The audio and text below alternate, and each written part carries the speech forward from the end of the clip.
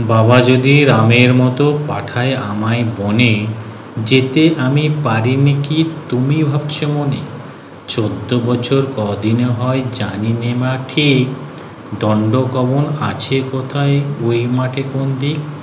কিন্তু আমি পারি যেতে, ভয় করি না তাতে, লক্ষণ ভাই যদি আমার থাকতো সাথে সাথে। গাছের পাতা খাইয়ে দিতাম আমি নিজের হাতে, লক্ষণ ভাই যদি আমার থাকতো সাথে সাথে। কত যে গাছে থাকতো কত রকম ফুলে, মালা গেঁথে পরে নিতাম জড়িয়ে মাথার চুলে। নানা রঙের ফলগুলি সব ভুঁয়ে পড়তো পেকে, ঝুড়ি ভরে ভরে এনে ঘরে দিতাম রেখে।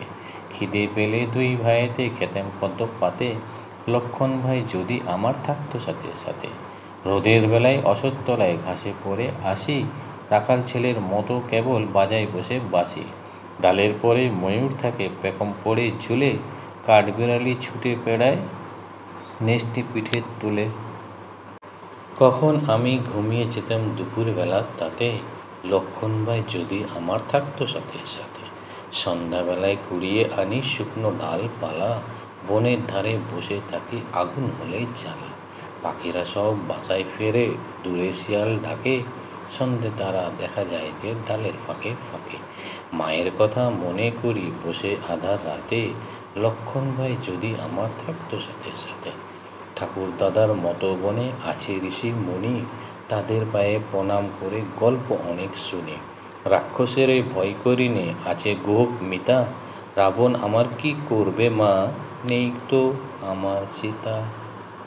হনুমানকে যত্ন করে খাওয়াই দুধে ভাতে, লক্ষণ ভাই যদি আমার থাকতো সাথে সাথে। মাগো আমায় দে না কেন একটি ছোট ভাই, দুইজনেতে মিলে আমরা বনে চলে যাই। আমাকে মা শিখিয়ে দিবি রামযাত্রার গান, মাথায় বেঁধে দিবি চূড়ো হাতে ধনুক বাণ। চিত্রকূটের পাহাড়ে যাই এমনি বর্ষাতে, লক্ষণ ভাই যদি আমার থাকতো সাথে সাথে।